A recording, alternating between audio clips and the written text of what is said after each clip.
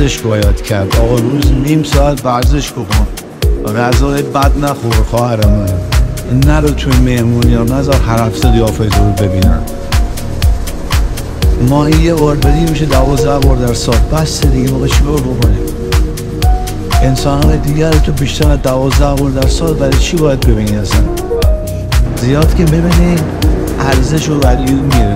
حالا از این باید بده بکن استوری بذاری بیا آقا این که با همش ورزش بکنه. اصلا به این نگیم بیاد شب پارتی نمیاد، این فلانی رژیمه نمیاد، اون خفره. همه بگیر کی هست؟ بستگی داره چقدر موسری، یکم یا خیلی پسر تو سیلی مدال حق اونه که یه بند بود بگی نبین اسما دیمی با برنامه خوبه بوم. اگه قرار باشه هر کی شب راه 100 سالو بری که سنگ رو سنگ بنی هشگی یعنی یه سبد هر تمرین رشد کنی اگه با همه کم رنگی. مشورت کن تصمیم با خودت، زور نمیخواد کسی زنجیر واکنه یا یه فکر میشه بیخ داونه صرف دانو تاثیر زیر تخوبه که دلیل محکمه پسند که وادارت کنه از همه نظر میخواد. یکی دو کیلو دل خطر میخواد لیگ و تبر میخواد با پای سفر. خوبه حالا چرا بد دیگه ها هنو شب و پن میشه بال دوتا میام قد کنار کم کار کرد سنده و دستگیره داد رفیقا همه وحشی و هار بگو چیش کمه بابا ببین تصویر سال فاز نصیحتم نگی یکی گرفت رو بری دو تا تست زادی خود یارو رفت زیر پار.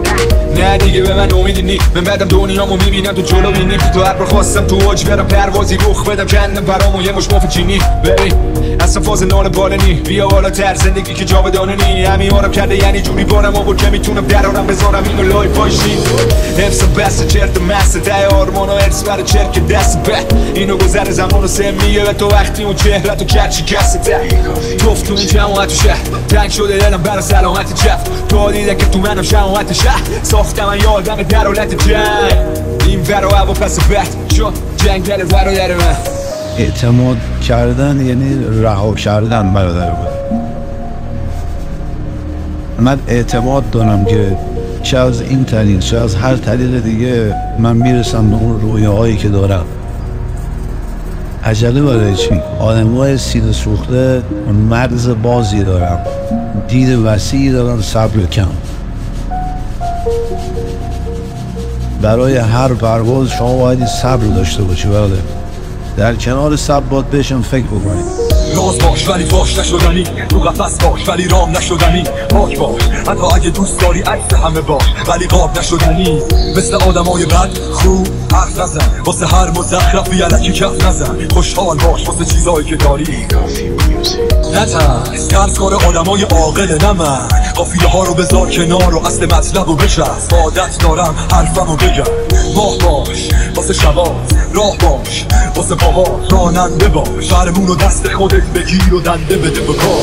دکتر باش واسه دردات، مرهم باش واسه زخمات، روشن باش واسه فردا. تو خودتی اینو قبول کن از من. اوستاکار پادو نمیشه، کسی خوشبختی رو به تو پادو نمیده. بجنگ واسه چیزی که میخواد، بجنگ واسه چیزی که میخواد. نفس بالا ترسم تو یک بالا تا بعدی مدت باز بالا همه کرد بود واسه خودشون داستانا دارم.